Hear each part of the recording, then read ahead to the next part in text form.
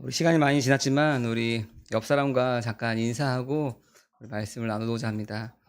오늘 말씀의 제목이 여호와께 돌아가자입니다. 우리 옆 사람과 함께 이렇게 인사할까요? 여호와께 돌아갑시다. 네. 여러분, 우리가 가장 힘든 사람 혹은 가장 힘들었던 사람은 누구일까요? 가장 힘든 사람, 힘들었던 사람, 바로 자기 자신일 것입니다. 우리가 군대에서 이런 얘기 있습니다. 특수부대를 나왔던, 아니면은 뭐 방위가 아니죠. 요즘에는 산업체를 나왔던, 아니면 그러니까 어떤 부대를 나왔던 가장 힘들게 군복무를 했던 사람은 옆에 있는 사람이 아니라 바로 자기 자신이죠. 그러니까 그걸 가지고 서로 내가 제일 힘들었니, 네가 제일 힘들었니, 싸우기도 하죠. 뭐 어떤 부대가 힘들었냐. 근데 어쨌든 모든 대화의 고통점을 보면은 뭐가 힘들었던, 자기가 가장 힘들었던 것을 보게 됩니다.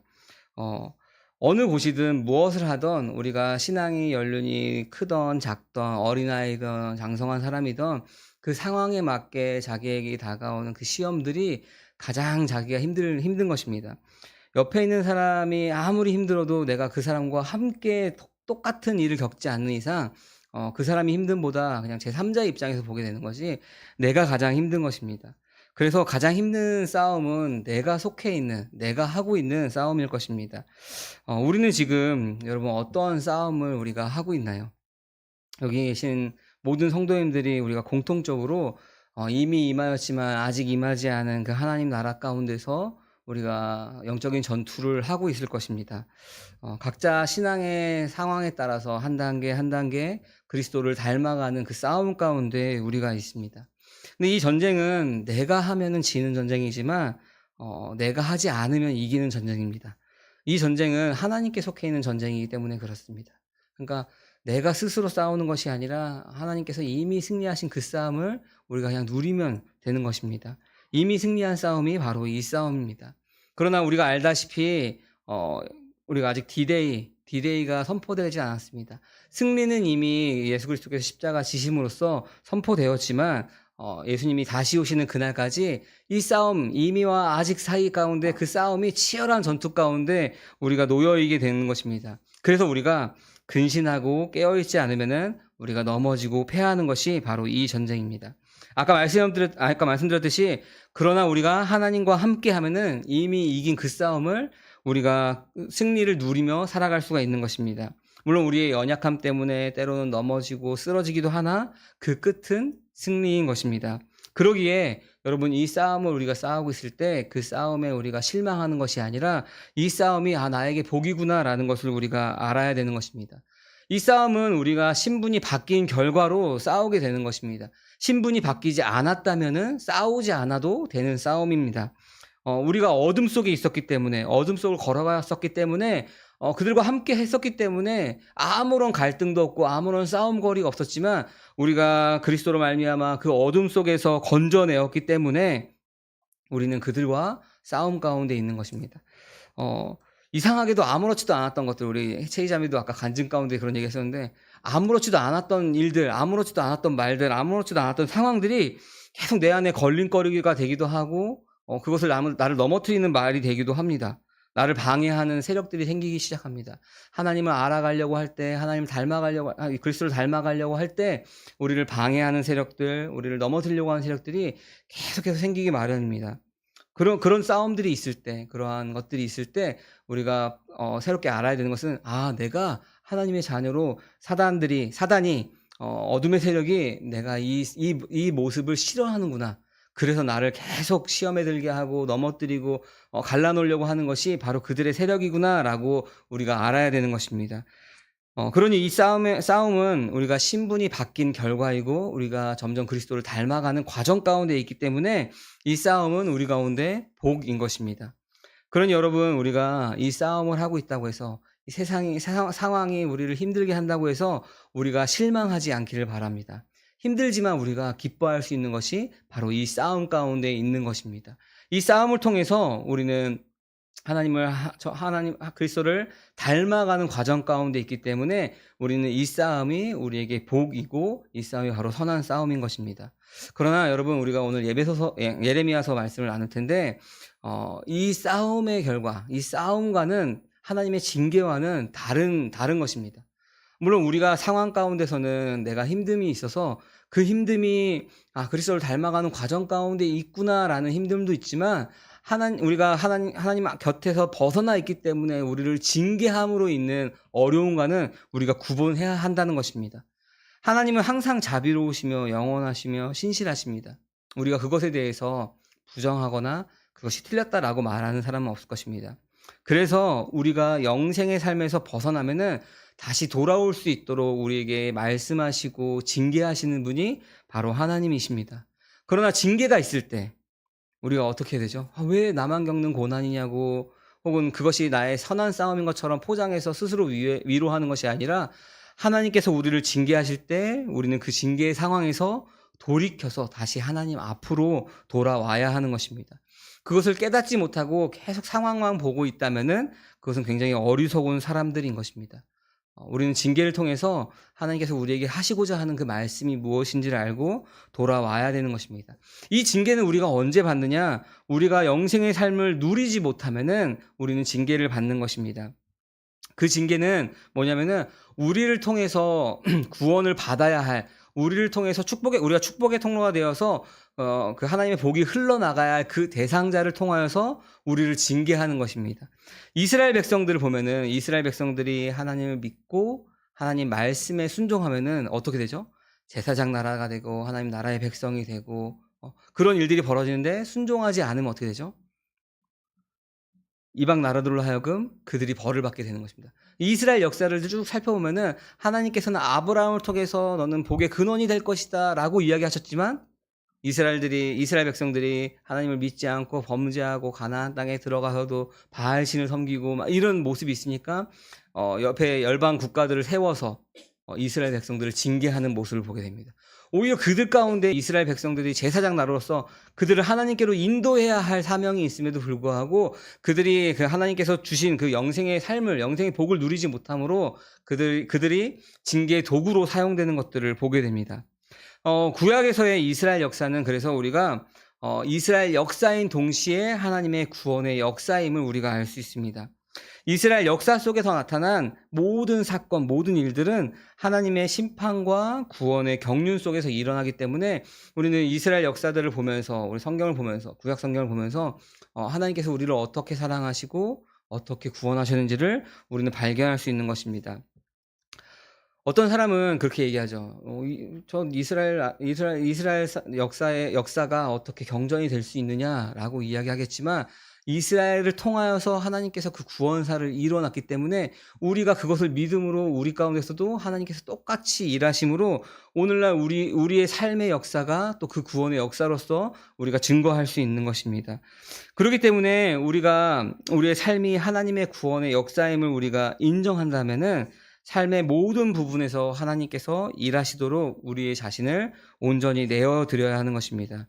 우리가 오늘부터 함께 나눌 예레미야서도 마찬가지입니다. 이스라엘의 징계를 통해서 하나님께서 이스라엘을 또 우리를 어떻게 사랑하시는지 또 어떻게 구원하시는지를 우리는 보아야 하는 것입니다. 예레미야 선지자는 한 40년 정도 활동했던 선지자입니다.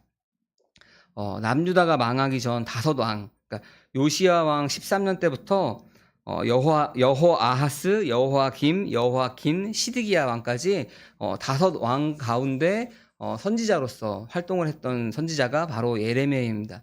예레미야는 이스라엘이 아수르와 이집트의 속국에서 벗어나지 못하고 있는 지금의 상황을 하나님께서 너희를 심판하고 있다, 이스라엘을 심판하고 있다라고 선포하며 그들이 하나님께 돌아오도록 이야기하고 있는 것이 바로 오늘 예레미야서의 말씀입니다. 서두에서 말씀드리는 것과 같이 우리가 그리스도인으로서 죄와 어둠의 세력과 싸움과 또 우리가 영생의 부요함을 누리지 못할 때 그 징계는 다른 것입니다. 지금 이스라엘 상황은 그 부요함을 누리지 못함으로 생기는 그 징계 가운데 있는 것입니다. 하나님의 심판이 지금 그들 가운데 임한 것입니다. 하나님의 심판이 임했으니까 어떻게 해야 되죠? 하나님께 돌아와야 합니다. 그 돌아오기 위해서 스스로 깨닫지 못하니까 예레미야 선지자가 하나님께 돌아와야 될 것을 계속 선포하고 있는 것입니다. 이 상황을 해결할 수 있는 것은 사람의 힘이 아닙니다. 오직 이 상황을 해결하실 수 있는 분은 바로 하나님이십니다. 이 상황을 어떻게 해결하냐? 이스라엘이 하나님을 떠나 우상 숭배했던 그 이스라엘이 깨닫고 다시 하나님 앞으로 돌아오면 되는 것입니다. 오늘 말씀 예레미야서 3장 우리 19절에서 4장 4절까지 우리가 같이 읽었는데 예레미야서 3장 1절에서는 지금의 이스라엘의 지금 상황을 이혼한 여자가 다른 남자와 재혼한 후에 본 남편에게 돌아올 수 없음을 이야기하면서 그 부부간의 관계에 대한 이야기를 하면서 이스라엘의 지금 상황을 빗대서 이야기하고 있습니다. 이스라엘이 하나님을 떠나서 바알신을 섬기며 이방신을 섬기며 음행하고 있다라고 이야기하는 것입니다. 그런데 그러다가 이제 하나님의 심판이 임하자 그들이 구원에 호소를 하기도 합니다. 심판이 임하였으니까 그들이 구원의 호소를 하고 하나님께 돌아가겠습니다라고 말했으니까 하나님께서 받아주면 된다라고 우리가 단순하게 생각할 수도 있습니다. 하지만 이스라엘이 했던 그 기도는 마음에 진실된 기도가 아니라 입술과 행동이 다른 기도였습니다. 그런 기도에 하나님께서는 19절 말씀에 이렇게 말씀하고 계십니다. 우리 19절 말씀 같이 한번 읽어볼까요? 나는 스스로 이렇게 생각하였다.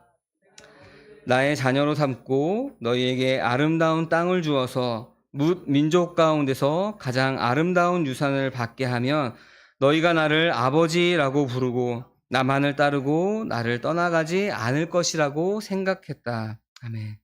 이스라엘은 하나님께 아버지라고 부르고 아버지만 따라가면 되는 거였습니다. 그러나 이스라엘은 그러지 않았습니다. 하나님께서는 그들을 이스라엘 백성들을 자녀로 삼고 아름다운 땅을 주셨고 가장 아름다운 유산을 그들에게 주셨습니다. 그냥 그들은 뭘 하면 되냐면 그냥 하나님을 아버지라 부르고 하나님을 아버지라 부르며 따라가면 되는 거지만 그들은 하나님을 떠나 어디로 갔죠? 이방신, 바알신에게로 갔습니다. 하나님을 아버지라고 부르는 그 말과 그 행동과 일치하지 않았다라고 하는 것입니다. 입술로는 아버지라고 부르고 구원을 호소하나 그들의 행동은 여전히 풍요의 신인 바알신을 따라가고 있는 모습이 바로 이스라엘 백성들의 모습인 것입니다. 하나님 그런 이스라엘 백성에게 3장 20절에서 이렇게 말씀하십니다. 같이 한번 읽어볼까요? 그런데 이스라엘 백성아 마치 남편에게 정절을 지키지 않은 여인처럼 너희는 나를 배신하였다. 나 주의 말이다. 아멘. 이스라엘 백성들은 남편을 속이고 떠난 그 아내처럼 하나님을 속였다라고 이야기합니다. 하나님을 아버지라고 부르는 말과 그들의 행동이 일치하지 않고 있다는 것을 하나님께서는 이야기하고 있습니다. 오늘 이 말씀을 들으면서 이스라엘 백성 왜 이렇게 어리석냐, 너네 왜 입술과 그 행동이 같지 않냐라고 우리가 생각하지만 이 말씀을 통해서 우리는 우리의 모습을 보아야 하는 것입니다. 우리는 과연 입술로만 우리의 지식으로만 하나님을 따르고 있지 않나, 우리의 삶으로서 정말 하나님을 아버지라고 부르며 하나님의 주인 되심을 우리가 고백하면서 살고 있는지를 우리는 이 말씀을 통해서 돌아봐야 되는 것입니다. 오늘날 우리는 말씀이 넘치는 시대 가운데 있습니다. 이게 무슨 말이냐면은 우리는 말씀을 듣고자 하면은 충분히 하루 종일 24시간 내내 들을 수 있습니다. 일주일 동안 우리가 유명한 목사님의 말씀들이라든지 아니면 유명한 매체들 통해서 그 말씀이 넘치는 상황 가운데 우리는 놓일 수가 있습니다. 하지만 그러한 상황 가운데 있지만 우리가 많이 알고 있지만 그 많이 아는 것과 우리의 삶의 모습이 일치하느냐 하는 것은 다른 문제인 것입니다. 우리가 지식으로서만 알므로서만 끝나면 안 됩니다. 그렇게 끝난다면은 예레미야 때 이스라엘 백성들처럼 하나님을 아버지라고 부르지만 그의 행동은 세상의 풍요로운 바알신을 쫓아가는 모습과 별반 다르지 않는 모습이기 때문에 그렇습니다. 말과 행동이 같지 않으면은 우리는 그것을 뭐라고 얘기하죠? 거짓이라고 이야기합니다. 입술로는 하나님을 아버지라 부르지만 행동으로는 하나님을 따라가는 것이 아니라 풍요의 신인 바알신을 따라서 갔던 그 이스라엘 백성들은 그 입술에 하나님 아버지라고 불렀던 것은 거짓인 것입니다. 우리 3장 4절부터 5절까지 말씀 같이 한번 읽어볼까요? 지금 너는 나를 아버지라고 부르면서 오랜 친구라고 하면서 하나님은 끝없이 화를 내시는 분이 아니다. 언제까지나 진노하시는 분은 아니다 하면서 온갖 악행을 마음껏 저질렀다. 아멘. 이스라엘 백성들은 하나님의 말씀을 오해하고 그것으로 자기의 방패를 삼았습니다. 하나님의 아버지라 오랜 친구라고 부르면서 끊임없이 하나님은 우리를 화내시는 분이 아니다라고 우리는 얘기하면서 하나님을 떠났다라고 그 말씀을 근거로 떠났다라고 하나님을 오해하는 것입니다. 오늘날 이스라엘 백성들의 모습만이 아니라 우리의 모습이 아닌지 우리의 삶의 모습이 아닌지 우리는 이 말씀을 통해서 우리가 돌아봐야 하는 것입니다. 그런 이스라엘 백성에게 하나님은 제가 하나님이었다면은 노아의 홍수 때처럼 에이 다 쓸어버리자 하고 쓸어버리고 다시 아담을 만들어냈을 것입니다. 근데 하나님은 그렇게 하시지 않고 어떻게 하셨나요? 돌아와라. 그 모습에서 돌아와라. 라고 끊임없이 이야기하십니다. 예레미야 시대 때에도 오늘날 우리에게도 하나님께서는 돌아와라. 돌아와라 라고 이야기합니다. 하나님이 아닌 바알을 따르면서 구원을 호소하고 있는 백성을 향해서 말과 행동이 일치하고 있는 이 백성을 향해서 여전히 돌아오라 돌아오라 라고 얘기합니다. 그냥 돌아오는 것이 아니라 22절에 보면은 너의 변절한 마음을 내가 고쳐줄 터이니 돌아오라 라고 이야기합니다. 그냥 돌아오는 것이 아니라 그 마음을 고쳐준다라고 이야기하십니다. 고쳐주면서까지도 우리에게 하나님께서는 우리를 원하시고 계시는 것입니다. 22절 이후에 이제 하반절에 보면은 예레미야가 이제 백성의 말로 이제 하나님께 회개 기도하는 모습이 나옵니다. 이스라엘은 지금 아수르와 이집트의 속국으로 전락하였습니다. 하나님만 섬기며 하나님을 아버지라 부르며 따라가야 하는 이스라엘 백성들이 그렇지 못하였기 때문에 지금 아수르와 이집트 그리고 그런 열방의 다른 이방의 국가들에 의해서 그 속국으로 전락하는 모습들을 보게 됩니다. 이스라엘 백성들은 지금 나라의 절체절명한 위기 가운데서 그들의 구원을 호소하나 여전히 그들은 부유의 신을 섬기고 있는 모습이 바로 그들의 모습입니다. 지난주 우리가 디도서를 같이 읽으면서 크레타 섬의 사람들에 대한 이야기를 했습니다. 말로는 하나님을 찾으나 그들의 행동을 부인했다라고 이야기했습니다. 크레타 섬의 사람들, 그리고 오늘날 이스라엘 백성들의 사람들, 또 오늘날 우리의 모습들이 그렇게 살아가고 있지 않나 우리는 한번 돌아봤으면 좋겠습니다. 이런 것이 하나님 앞에서 디도서에서 뭐라고 얘기하면 가증한 것이라고 이야기합니다. 우리가 그런 가증한 모습, 사특한 모습으로 하나님을 아버지라 부르면서 가면을 쓰고 있지 않나 우리는 오늘 말씀을 통해서 우리의 자신의 모습을 돌아봐야 되는 것입니다. 그러나 하나님은 이러한 백성들 가운데, 이러한 우리들 가운데 아름다운 땅, 기름진 땅을 주시고자 하는 것이 바로 하나님의 마음인 것입니다. 그래서 계속해서 우리에게 돌아오라, 회개해라, 거기서 돌이켜라 라고 말씀하시는 분이 바로 하나님이십니다. 예레미야는 이 반역한 백성들의 이름으로 하나님이 기뻐하시는 진실된 회개의 기도를 합니다. 우리 22절 하반절부터 25절까지 같이 한번 읽어볼까요? 우리가 지금 주님께 돌아옵니다. 주님만이 주 우리의 하나님이십니다. 언덕에서 드리는 우리를 구원하지 못합니다. 이스라엘의 구원은 진실로 우리 주 하나님께만 있습니다. 옛부터 우리 조상이 애써서 얻은 모든 것을 그 수치스러운 우상이 삼켜버렸습니다. 우리 조상이 애써 모은 양떼와 소떼와 아들과 딸들을 모두 삼켜버렸습니다. 그러므로 이제 우리는 수치를 요로 깔고 부끄러움을 이불로 덮겠습니다. 우리 조상이 아득한 옛날부터 오늘날까지 주 우리 하나님께 죄를 지었기 때문입니다. 주 우리 하나님께 순종하지 않았기 때문입니다. 예레미야는 이 기도를 통해서 하나님을 떠나서 섬긴 그 우상이 거짓되고 헛되다라는 것을 예레미야는 이야기합니다. 바알이 주는 것은 쓸데없고 구원하지 못한다라는 것을 인정하면서 이야기합니다.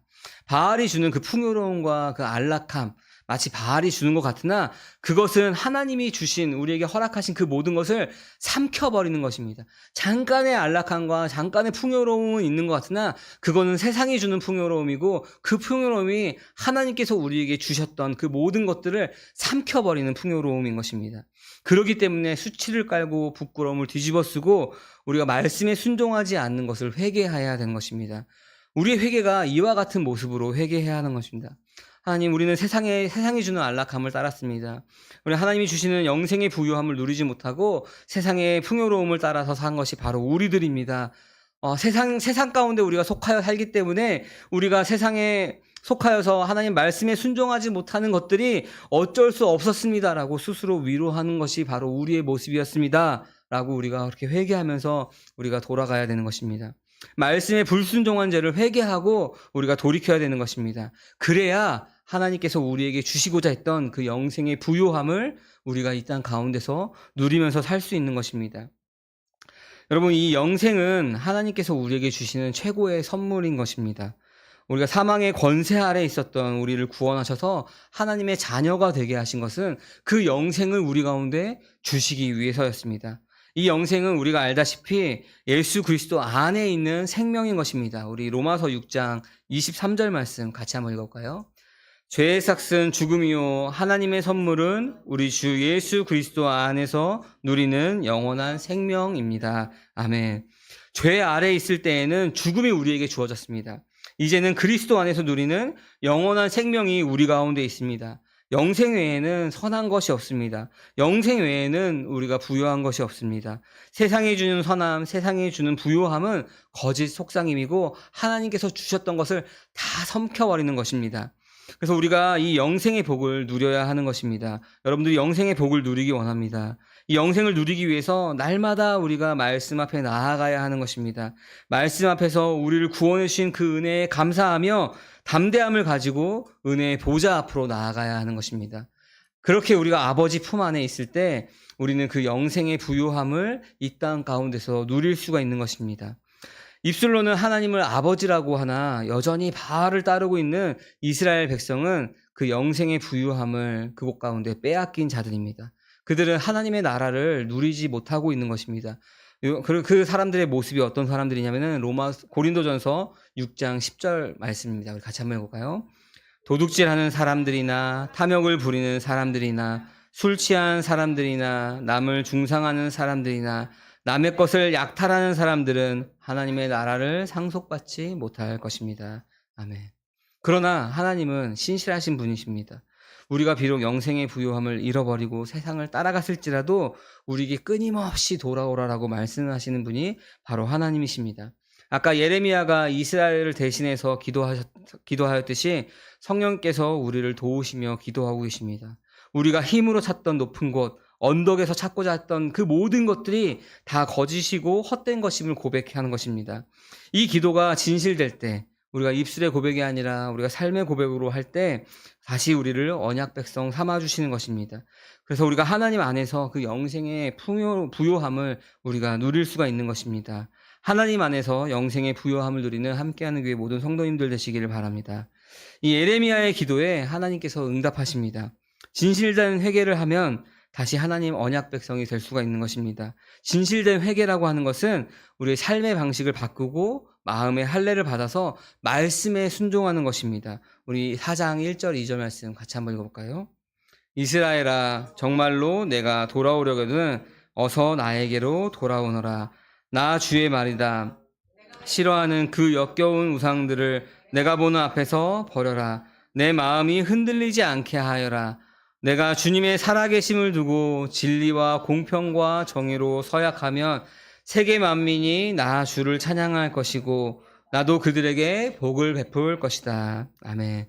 하나님께서 아브라함에게 약속하셨던 그 복이 뭐라 그랬죠? 그 복을 어떻게 하신다 그랬죠? 너를 통해서 모든 족속이 복을 얻을 것이라 라고 하는 그 약속을 하나님께서 아브라함에게 하셨습니다. 그러니까 아브라함을 통하여서 복의 근원이 되어서 그 복이 열방으로 흘러가야 하는 것입니다. 하나님께서 이스라엘이 회개하고 돌아오면은 그들이 이스라엘뿐만 아니라 이스라엘 백성을 제사장 나로로서 하나님 나라의 백성으로서 그 이방 사람들을 복음을 전하는 구원하는 그 복음의 통로로서 사용하시겠다라고 하는 것입니다. 이 회개는 입술의 회개가 아닌 마음의 할례라고 이야기합니다. 우리 3절부터 4절까지 한번 같이 읽어볼까요? 참으로 나 주가 말한다. 유다 백성과 예루살렘 주민아 가시덤불 속에 씨를 뿌리지 말아라. 묵은 땅을 갈아엎고서 씨를 뿌려라. 유다 백성과 예루살렘 주민아 너희는 나 주가 원하는 할례를 받고 너희 마음의 포피를 잘라내어라. 그렇지 않으면 너희의 악한 행실 때문에 나의 분노가 불처럼 일어나서 너희를 태울 것이니 아무도 끌 수 없을 것이다. 아멘. 진정한 회개는 무슨 회개죠? 가시덤불 속에 씨를 뿌리지 않는 회개입니다. 묵은 땅을 갈아엎고서 씨를 뿌리는 것입니다. 이전의 삶의 방식을 버리고 새로운 삶의 방식으로 사는 것입니다. 우리가 회개한다라고 말하면서 우리의 삶의 모습들은 바꾸지 않고 그냥 그 가시덤불 위에다가 계속 하나님 말씀을 뿌리는 모습이 아니라 그 밭을 다 갈아엎는 것을 이야기하는 것입니다. 우리가 이전 것은 지나갔으니 보라 새 것이 되었도다라고 말하는 것처럼 새 사람이 되었으니까 새로운 삶의 방식으로 살아야 한다라는 것입니다. 바알 신을 따랐던 풍요로운 신을 따랐던 그 모습에서 돌이켜서 그 생활 방식에서 돌이켜서 하나님의 백성으로서의 삶을 살아야 하는 것입니다. 이스라엘 백성들이 출애굽할 때 그 이집트의 노예로서 살았던 그 모습에서 벗어나 하나님 나라의 백성으로 살아가는 그 모습이 광야에서의 모습이었습니다. 그래서 광야에서의 모든 일들은 하나님의 말씀으로 사는 방법들을 배워가는 과정이었습니다. 여러분, 우리도 마찬가지입니다. 우리가 새 사람이 되었으면 이전에 따랐던 세상의 모든 습관과 모든 풍속들을 버리고 하나님 나라의 백성으로서 이 땅 가운데 살아야 하는 것입니다. 여러분, 우리가 한국 사람들은 한국 문화를 가지고 살아가죠. 그래서 밥 먹을 때 김치 먹는 게 당연하고 우리가 그 나이를 물어보면서 그 서열에 익숙하고 그런 한국 문화들이 있죠. 근데 이 한국 문화에 푹 젖어 있던 사람이 미국으로 이민을 갔습니다. 그래서 미국에서 시민권도 땄습니다. 그러면 이 사람은 한국 사람인가요? 미국 사람인가요? 미국의 시민권을 땄으니까 미국 사람이겠죠. 근데 여전히 그 미국 문화 가운데 햄버거보다는 김치를 원하고 한국의 그 문화들을 익숙하고 그러면은 그런 삶을 사는 사람도 법적으로는 미국인입니다. 그러면 미국 문화에 맞게 조금씩 바뀌어 나가겠죠. 미국 사람처럼 돼가겠죠. 우리가 하나님 나라 백성이면은 우리가 하나님 나라 백성답게 살아야 하는 것입니다. 우리는 여전히 죄가 익숙하고 우리는 여전히 그 죄 가운데 거하는 것이 우리 가운데 편할지라도 우리가 하나님 나라의 시민이 되었다면은 하나님 나라의 시민답게 우리가 살아가야 하는 것입니다. 이전의 삶의 방식이 아니라 새로운 삶의 방식으로 살아야 하는 것입니다. 여러분, 오늘 우리가 여호와께 돌아오자라고 하는 제목으로 우리는 지금 말씀을 나누고 있습니다. 예레미야 시대에 유다에 대한 심판은 바벨론에 의해서 지팡이 됩니다. 하나님은 그 심판을 통해서 하나님의 말씀을 저버린 이스라엘에게 말씀하십니다. 뭐라고 말씀하시죠? 돌아와라. 입술의 회개가 아닌 마음의 할례를 받아라. 라고 말씀하십니다. 이스라엘은 하나님이 택하신 언약 백성입니다. 이제 이들에게는 두 가지 길이 있습니다. 첫 번째는 열방이 그들을 통하여서 복을 받을 것인가, 아니면 열방에 의해서 이스라엘 백성들이 심판받을 것인가인 것입니다. 말씀에 순종하면은 우리가 언약 안에 거하고 열방이 그들을 통하여서 복을 받게 될 것입니다. 이 복은 아브라함에게 약속하신 그 복입니다. 에베소서에서 말하고 있는 하늘의 신령한 복인 것입니다. 이 복은 영생의 복입니다. 아들의 생명입니다. 여러분, 우리에게도 여전히 하나님께서 말씀하고 계십니다. 돌아와라, 마음의 할례를 받아라 라고 말씀하십니다. 여러분, 우리가 하나님께 돌아가지 않는다면은 우리의 삶은 심판의 연속일 것입니다. 그러나 마음의 할례를 받고 주님께 돌아온 자는 영생의 복을 받고 그 영생의 풍요로움을 누리는 것입니다. 그래서 열방을 통하여서 우리가 심판받는 것이 아니라 우리가 그들에게 복을 주고 우리가 축복의 통로가 되는 것입니다. 세상이 우리를 심판하는 것이 아니라 우리를 통해서 세상이 복을 받게 되는 것입니다. 그러한 삶을 사는 우리 함께하는 교회 모든 성도님들 되시기